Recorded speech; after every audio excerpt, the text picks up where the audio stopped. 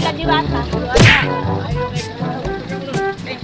Sasakay na po kami ng tricycle.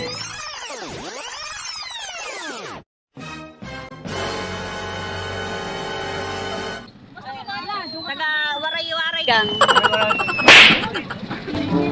Ayan. So, papunta na tayo. On the way na tayo.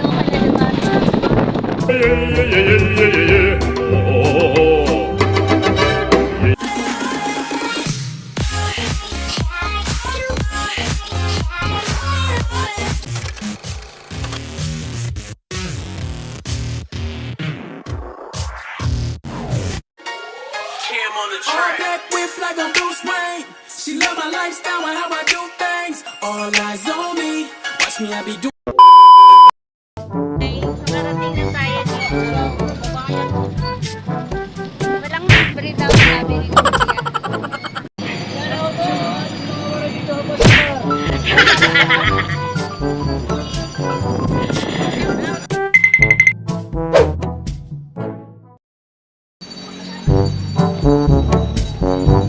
Ayun guys,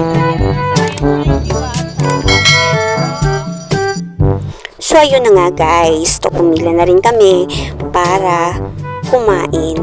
So, ang dami rin tao. Maraming nagsasabi, wala na raw kumakain. Pero kita nyo naman, may mga kumakain pa rin. So, pa-welcome dito sa Diwata. Okay? So, kumusta naman? Parating na po kami dito. Hindi kapagin ko.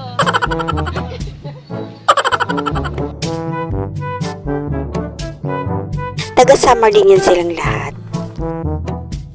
Okay, yan yung kapatid ko. Ang asawa niya yung nandun, yung naka-blue. Ayan. Kapatid siya ni Diwata. Kita nyo naman, sobrang tsatsaga ng mga taong pumila para lang tikman ang masarap na Paris Overload ni Diwata. Ang haling tapat, kaya guys, sobrang busy nila at sobrang ang daming tao. Kaya naman ito, chicken tayo. Chicken. So, first batch pa lang yan. Okay?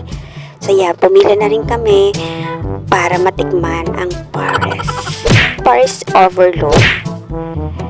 Okay, so kailangan may stub muna bago pumila. Kasi kung wala kang stub, wala ka. Hindi ka magbibigyan ng food. Ayan, kumuha na kami ng kalamansi. Pumila na kami dito. At ito nga, hindi na magkanda o gaga sa dala.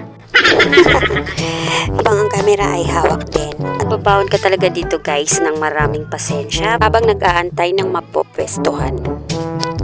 So ayan, naghanap na kami ng pwesto para sa aming makakainan. Okay? So dito, standing position lang guys. So ay, nakapila ako dito sa baisa ko. So ayan, finally nakahanap kami ng pwesto. At ito nga, after namin kumain, may pa-Sharon pa ang lola mo. So ayan, so yung mga sobra dyan, so hindi naman siya nasayang guys kasi pa-Sharon pa.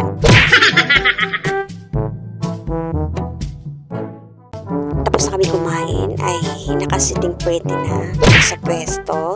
So nag-upo lang talaga actually habang nagkukwentuhan pa. So ayan, yan yung hipag ko. Okay, yan yung kapatid ni Diwata, yung panganay. Okay, so ayan, habang naghihintay ng mga customer, ayan, so chika-chika, mga kababayan. So ayan, One eternity later. Ayan, pauwi na tayo. Okay.